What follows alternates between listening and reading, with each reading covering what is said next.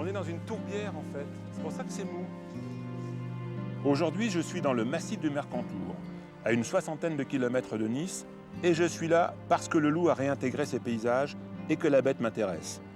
Je suis venu dans le parc naturel national du Mercantour, non pas pour attiser la haine entre les bergers et le loup, ni pour prendre parti, mais pour me frotter à son environnement, pour le ressentir et tenter de le comprendre. Pour l'occasion, je suis accompagné par deux guides, deux enfants du pays, Quentin et Baptiste, pour qui le loup fait désormais partie du quotidien. Nous avons d'ailleurs des histoires à nous raconter, certaines nous conduiront même très loin du Mercantour.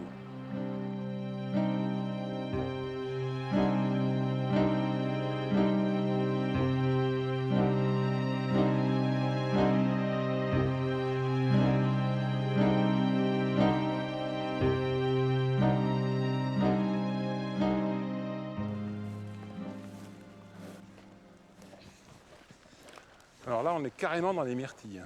Ah ouais. Vous savez que le loup mange des myrtilles? Non. Ah bon? Il mange des fruits, ouais, des myrtilles, des framboises, des fraises aussi. Vous savez où on est là? Ouais, dans le vallon de Molière. Alors c'est un vallon dans lequel il y a une meute. Il y a une meute de loups là, ouais. Ils sont tout autour, ils sont partout autour de nous. Peut-être qu'ils nous regardent en ce moment. Vous avez déjà vu du loup? Moi non. Jamais? Jamais. Est-ce que vous connaissez les expressions dans lesquelles il y a le loup? Oui, entre chien et loup, une fin de loup. Le loup de mer. Le loup de mer, le vieux loup de mer, oui. Prendre le loup par les oreilles, se mettre dans la gueule du loup, etc. Hein? Est-ce que vous connaissez des chansons sur le loup? Oui. Ouais. Il y a un loup passant dans le désert et ayant le trou du cul ouvert, lâchant un P, camarade, sauve-toi. Il y en a plein d'autres comme ça. En fait, quand les enfants chantaient ça, c'était aussi pour se rassurer. Hein. On était au XVIIe, au XVIIIe, début XIXe siècle. On avait peur du loup à cette époque-là. Mais c'est normal d'ailleurs qu'on ait peur du loup parce que les loups étaient nombreux, mais les loups n'attaquaient pas les hommes comme ça, naturellement. Ce n'était pas leur gibier, les hommes ne les intéressaient pas. Mais par contre, les loups étaient quelquefois enragés. On cite un endroit dans les archives, dans le département de Lyon, j'ai découvert qu'une louve enragée avait tué comme ça 22 personnes. Mais elle ne les a pas égorgées, elle leur a inoculé la rage. Et ces gens-là sont morts de la rage. Il a fallu attendre 1885, l'année où Pasteur a découvert le vaccin anti-rabique, pour que la terreur vis-à-vis du loup commence un petit peu à désenfler. C'est vrai qu'aujourd'hui encore les gens ont peur du loup, beaucoup d'entre nous ont encore peur du loup. Et c'est curieux parce qu'en fait on vit avec le loup quasiment depuis 2 millions d'années. Il est dans nos paysages depuis cette époque, si lointaine. Et c'est seulement pendant 150 ans qu'il a disparu de nos campagnes et de nos montagnes, parce qu'il avait été exterminé.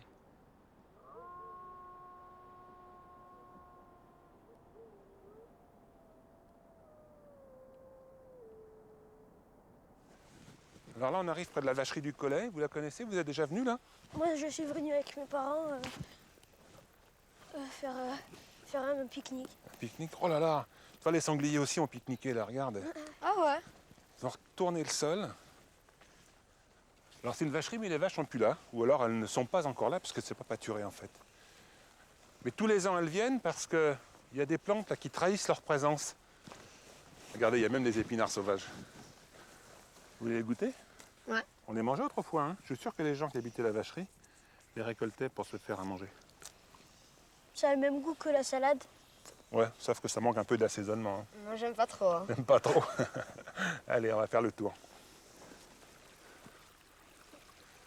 Connaissez-vous cette plante?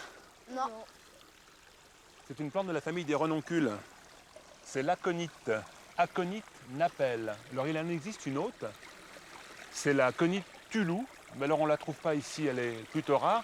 Mais ces deux plantes-là, la violette napelle, la jaune tulou, sont des plantes qui étaient utilisées autrefois pour empoisonner le loup. Elles sont bourrées de produits toxiques. Alors, on les écrasait, on les mélangeait avec des boulettes de viande et on donnait ça au loup. Enfin, le loup n'est pas idiot, hein. Ce qui fait que c'était rare que le loup avale ces boulettes. Pourquoi les aconites poussent-elles au bord de l'eau et pas dans Parce une que les surface aconites sèche? ont besoin de beaucoup d'eau, quoi, hein. Elles ont vraiment besoin de pousser les pieds dans l'eau. Alors, aconite, ça vient de aconner, c'est un mot grec qui veut dire pierre. Et tu vois, non seulement il y a de l'eau, mais il y a aussi des pierres. Elles sont complètement à leur place ici. Regardez, il y a un serpent. Ouais, c'est même une vipère. Tiens, passe-moi un petit bâton, il y a un petit bâton par terre là. Merci. Oh là, oh là, oh là. Hop. Voilà. Faut la prendre délicatement parce qu'elle a les petites vertèbres, hein, donc on peut les lui briser. Regardez ces crochets. Vous voyez comme ça pivote, regardez. Ouf. Les crochets, c'est dans une gaine. Regarde, on les voit bien là, tu vois. Alors c'est une vipère aspic parce qu'elle a le nez retroussé à la parisienne. Voilà. Vous voulez la toucher? Ouais, mais est-ce que les loups, ils mangent les vipères? Alors les loups mangent des petits animaux, des couleuvres peut-être, des vipères certainement pas. Or ici on trouve pratiquement que des vipères. Il y a des orvets aussi, mais ce sont des lézards sans pattes les orvets. Par contre les vipères, dès qu'elles sont agacées, elles se mettent en position de défense, elles frappent et elles soufflent. Et là, à mon avis, le loup recule. Tu vois. Alors par contre, on la remet en liberté. Ouais. Hop, allez, sauve-toi. On va passer comme ça, passer vers moi comme ça. Allez, on la laisse. Par contre, il y a des animaux qui, de temps en temps, se frottent aussi aux serpents venimeux. C'est le cas des chiens. Et des chiens qui sont redevenus sauvages. Alors je connais un endroit dans le sud du Maroc, au sud de l'Atlas, c'est une grande montagne, un peu comme ici, où là justement il y a un chien qui est redevenu sauvage. C'est le slougui.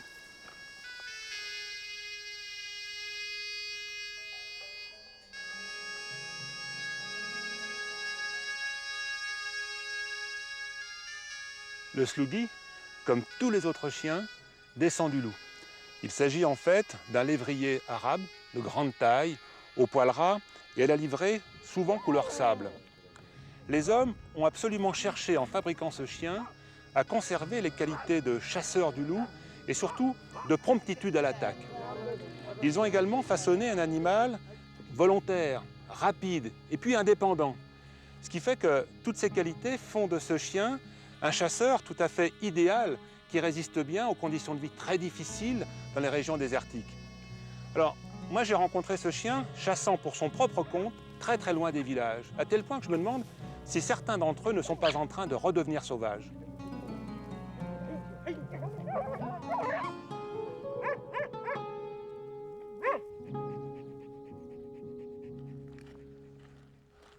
Alors, on n'est pas particulièrement discret, là, on est sur un chemin, on fait du bruit en marchant, on est bien visible.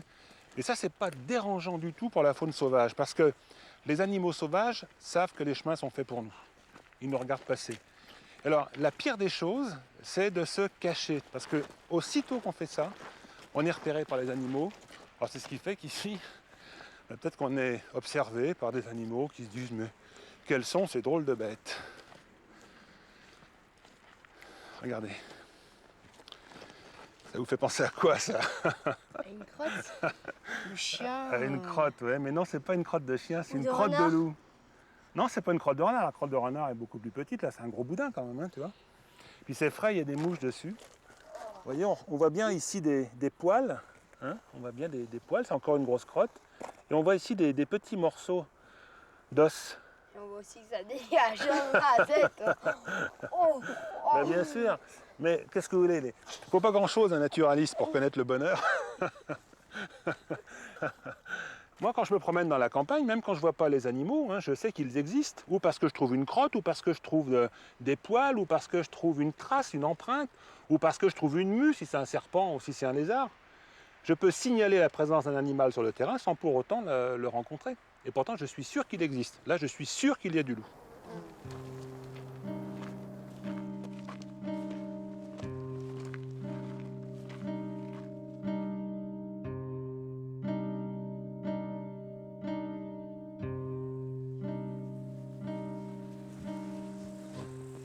Alors il y a encore quelques ruines de visibles, mais le village de Molière, le petit hameau en fait, puisqu'il s'agit davantage d'un hameau, a été sinistré, hein, a été brûlé à la fin de la Deuxième Guerre mondiale. Alors des maisons ont été reconstruites bien sûr depuis, l'église aussi, et puis les travaux continuent encore aujourd'hui.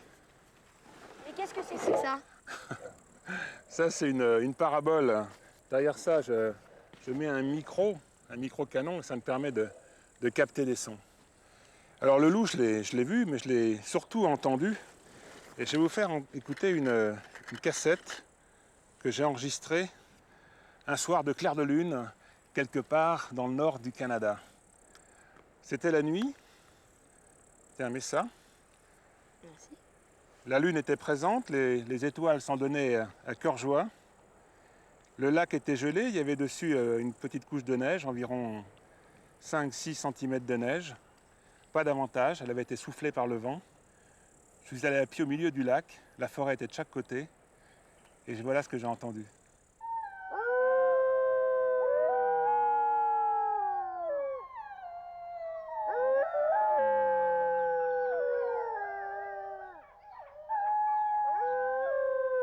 Quand je vois un loup, quand j'en parle, quand je l'étudie, j'en ai pas peur.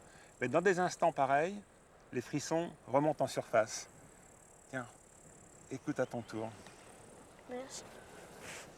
Alors bon, il faut se mettre dans le cadre aussi, dans l'ambiance. Hein.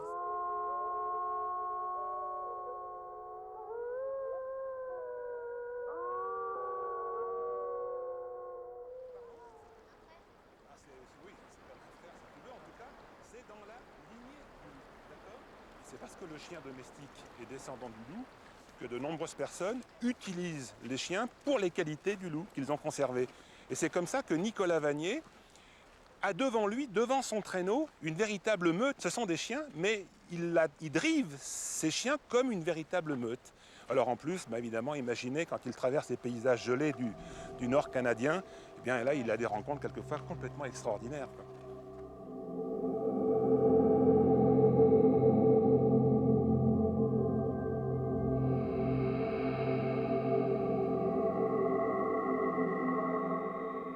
Nicolas Vanier a accompli un véritable exploit en traversant le Grand Nord canadien de la côte Pacifique à la côte Atlantique. C'était l'hiver en plus.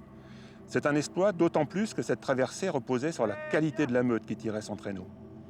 Ces chiens-là ne sont pas des chiens faciles, même s'ils sont de bons et d'efficaces compagnons. Ils sont en quelque sorte bruts de décoffrage. À l'intérieur de chacun, il y a encore un loup. C'est d'ailleurs ce qui lui donne la puissance, le courage, la ténacité, la résistance à l'effort et surtout à la douleur. Mais c'est également ce qui lui donne son intelligence du terrain, son aptitude à comprendre la nature pour trouver le meilleur passage et pour éviter les pièges. Dans une meute de chiens de traîneau, tous les chiens ont du caractère, ils sont tous solidaires, mais le leader, c'est le musher, c'est lui le chef, quoi qu'il arrive, et les chiens l'ont reconnu comme tel. Le chien de tête n'est pas forcément le plus puissant, c'est souvent le plus vaillant, en tout cas le plus apte à imposer sa marche en dosant l'effort pour ménager les autres. Au cours de cette expédition, Nicolas Vanier et ses chiens se sont frottés à une nature féerique mais hostile. Par moins 55 degrés Celsius et dans le blizzard, ils ont connu néanmoins des instants d'émotion d'une rare qualité, comme par exemple de nombreuses rencontres avec la faune du Grand Nord canadien.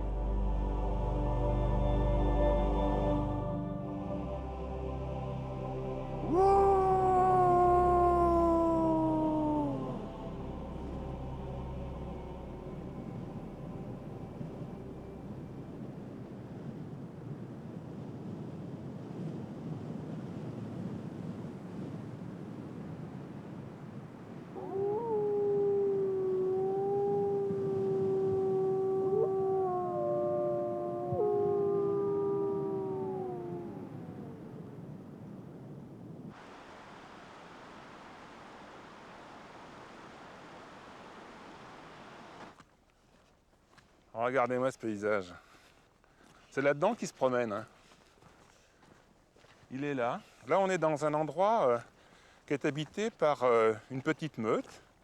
Il y a 3 loups adultes et puis peut-être quelques jeunes. Alors ils sont là, hein. C'est fou quoi, parce que, bon, peut-être qu'ils nous regardent. Alors c'est dans ce paysage en fait qu'il se sent bien.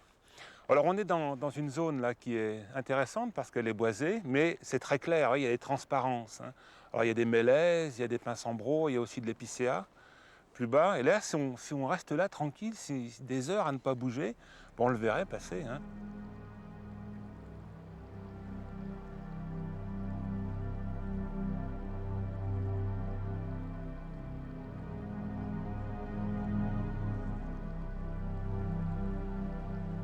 dans la forêt, il y a ce qu'on appelle des sous-arbrisseaux. Vous voyez, il y a des genévriers, il y a du raisin d'ours là-bas, il y a des myrtilles. Alors le loup à de grandes pattes peut marcher là-dessus, bien sûr, c'est pas pour lui quelque chose d'impossible. Mais quand il a de la distance à abattre, il prend le chemin des hommes. Il fait comme nous. Hein. On y va?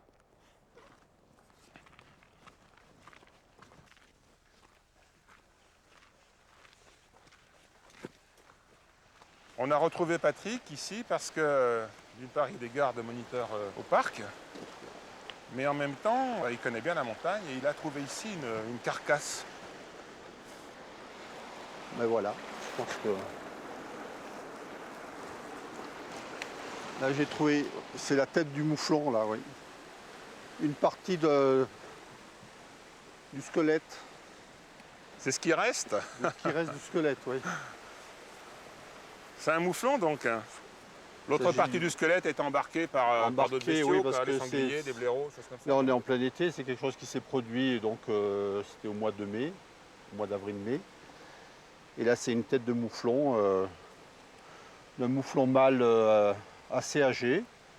On voit bien donc ici les anneaux d'âge.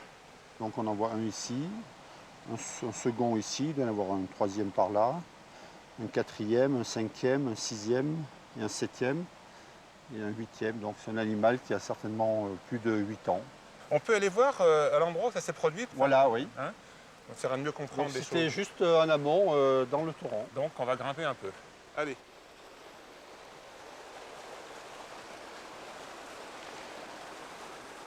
Alors c'est là que le drame s'est produit. Oui, c'est là où, en faisant une tournée début mai, parce qu'on fait des prospections par rapport au suivi du loup. Donc là, c'était encore très enneigé. On voit très bien que le vallon est très encaissé. C'est une technique de chasse souvent utilisée par le loup. C'est de coincer un animal dans des zones difficiles pour lui, où il a peu de chances d'en réchapper, quoi. Patrick, comment sais-tu que le mouflon a été attaqué par un loup et pas par une autre bête? Alors début mai, avec cette tête de mouflon, il y avait donc son squelette, presque en entier, la peau de mouflon, et puis donc qui avait été bien nettoyé par le loup. Et tout autour de cette carcasse, des traces, des grandes empreintes de loup. Donc c'était la preuve évidente que l'animal avait été capturé par le loup.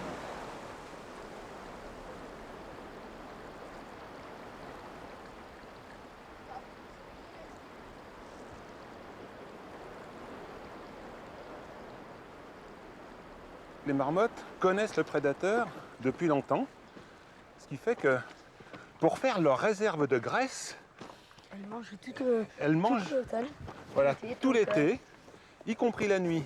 Mais pour manger tranquillement, pour bien manger, il faut qu'une marmotte assure la surveillance du groupe. Elle veille, ce qui permet aux autres de manger à satiété. Du coup, le loup a bien du mal pour attraper les marmottes. Alors bien sûr, il s'en nourrit, il en mange de temps en temps, mais les marmottes sont prudentes et ça lui donne du fil à retordre. Elles sont juste dessous là.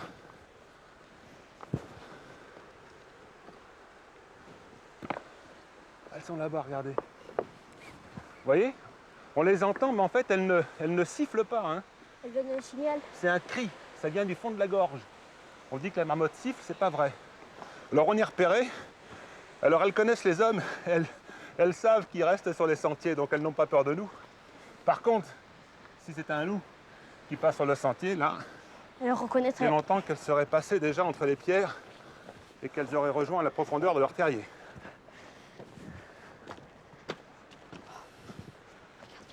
Michel, monte tout doucement sur une pierre, tu vas voir.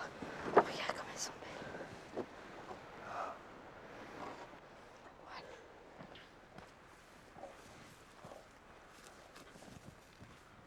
Alors vous voyez, là on arrive sur un cône de déjection. Donc il y a des gros blocs de pierre. Et ça, c'est un endroit très favorable aux chamois, aux mouflons et aux bouquetins. Parce que le loup, il est comme moi, sur ce terrain-là, il hésite. Les pierres sont branlantes. Alors faites très attention en marchant. Hein. Vous avez vu ce paysage? Vous savez à quoi il est dû? En fait, au-delà de l'érection des Alpes, c'est lié aussi au passage des glaciers. Alors ce qui est intéressant, c'est de voir qu'en bas, il y a de la pelouse. Alors ça, c'est un terrain de chasse pour le loup, évidemment, puisqu'il y a des animaux qui viennent manger cette pelouse, qui viennent la brouter. Et cette pelouse est due au ravinement. C'est-à-dire que la terre s'est maintenue là, parce que c'est dans un creux et c'est là-dessus que pousse l'herbe. Allez. On y va.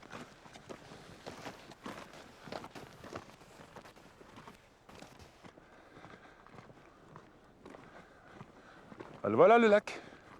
Enfin. Vous connaissez son nom? Non. Le lac de l'Amazone? Oui, on l'appelle aussi le lac Fenestre. Ah, on dirait qu'il y a des poissons. Finalement, le territoire du loup est vaste, hein, puisqu'il commence à chasser dans Dans quel les endroit? Dans la les forêt. forêts? Dans les forêts, dans la vallée. Et qu'est-ce qu'il trouve dans la forêt? Sanglier et chevreuil. Sanglier et chevreuil. Et plus haut alors, qu'est-ce qu'il rencontre? Le chamois? Le chamois. Et là, on est pile poil à l'étage du chamois. Donc le loup va s'attaquer au chamois, évidemment, parce que c'est celui qu'il rencontre le plus souvent. Mais il a du mal avec le chamois, parce qu'un chamois, c'est un cœur gros comme ça. Hein. C'est un cœur extrêmement solide, très puissant, beaucoup plus puissant que le nôtre. Et puis c'est un sang très oxygéné. Il y a beaucoup plus d'oxygène dans le sang du chamois. Alors il est capable de grimper en montagne à toute vitesse.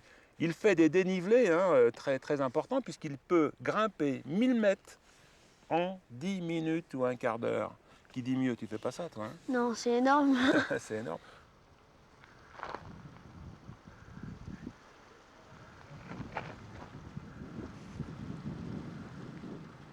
On monte encore un peu plus et qu'est-ce qu'on trouve? Des bouquetins. Le bouquetin. Alors le bouquetin, il vit où? Il vit dans les barres rocheuses comme ça. Alors ça lui est facile au loup d'attraper le Non, bouquetin? pas trop. Pas trop, hein. Donc en réalité, le loup va plutôt s'attaquer, parce qu'il y en a davantage, au chamois. Et le mouton dans tout ça? Ben, le mouton, qu'est-ce que tu veux? Il arrive ici, au début de l'été, dans les pâturages. Ben, un mouton, c'est sans défense. Alors, ce qui fait que le loup, ben, évidemment, va toujours au plus simple. Il est opportuniste. Donc, quand arrivent les moutons dans la montagne, ça le temps pour eux. Ah, voilà.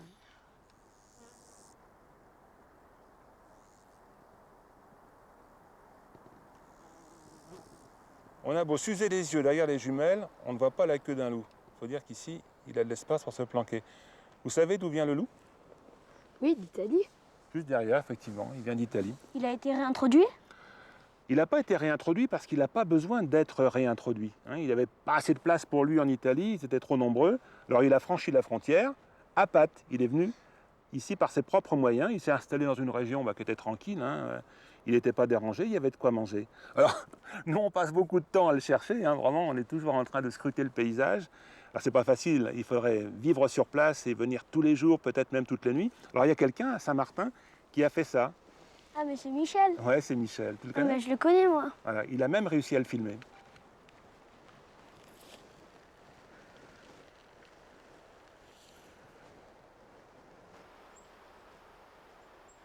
Il y a eu une meute.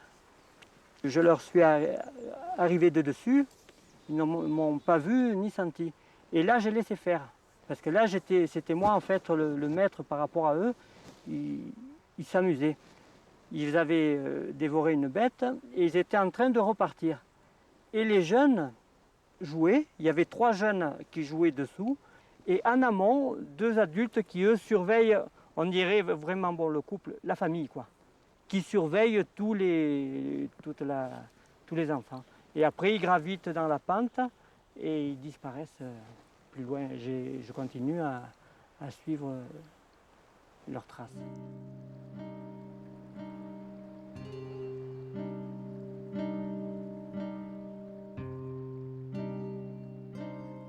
Le loup a réintégré nos paysages. Il est présent quasiment partout ici dans le Mercantour.